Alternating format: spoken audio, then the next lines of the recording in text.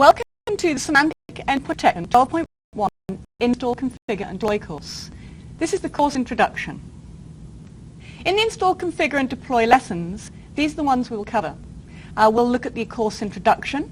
We'll look at the endpoint product solution. We'll also look at how we install Semantic Endpoint Protection. I'll call it SEP from now on, as it's a bit of a less of a mouthful.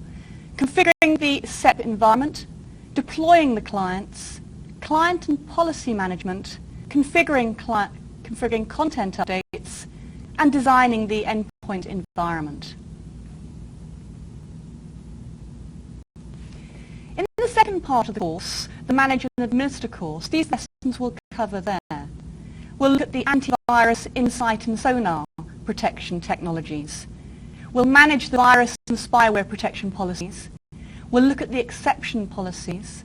We'll introduce the network threat protection and application device control.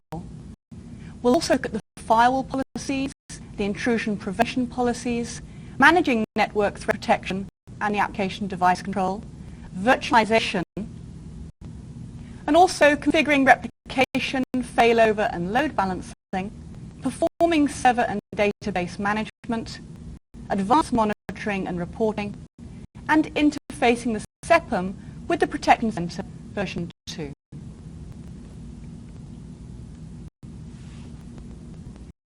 So the core objectives for the Install, Configure and Deploy is to describe the end protection products and components so you fully understand how it's made up, how to install, configure and manage, how to deploy the clients, how the policies and clients are managed, how we configure the content and product updates, and how we design the environment.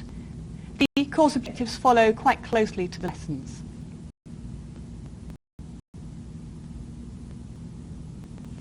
So the intended audience are for security administrators who need to manage and administer this environment. We need to look at the people planning and implementing the security. They would be also interested in this area. And monitoring and maintaining the security. The core materials, each student will have a manual and also a lab system that will be pre-configured for them.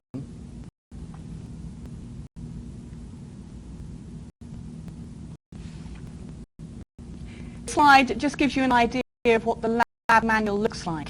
Here we can see under the system name, the CSO1 in this case indicates which system you must work on at the time of doing lab instructions. We can see underneath the solutions section, the solutions. Now it's up to you whether or not you consider yourself to be an expert in SEP or whether you're a complete beginner. Up to you whether or not you follow these solution steps or just try to take the tasks without looking at those.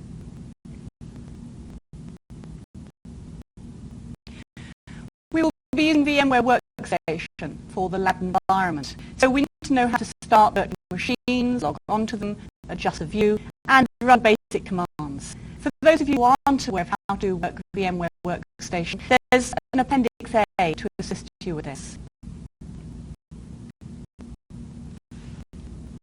And this is the environment.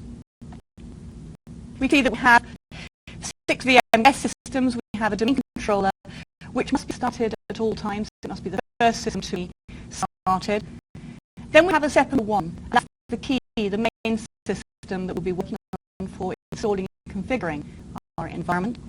We have 3 clients, CSO1, CSO2, and CSO3. And the SEPM2 will use later labs, but it's not required for all of the labs. Now, point of note, when working with VMware, it is very resource hungry. If you find your lab environment performing slowly, it's well worth spending any of these guest systems that you don't need running for that particular lab.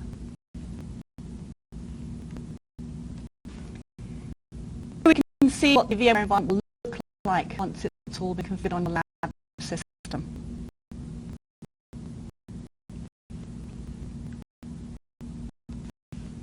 We can see the table here as a detail of the IP address, the guest host name, and also the purpose of the system.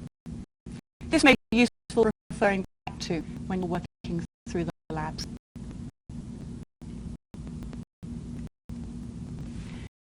And the Semantic Connect slide gives you details about the customer-driven, or the community-based driven area that's very useful for customers and everyone alike trying to find information about latest technologies available to Semantic. We have fast access to the technical content. We've also got the peer-to-peer discussion forum, which is really useful. If you don't have membership of other forums, this one is worth having.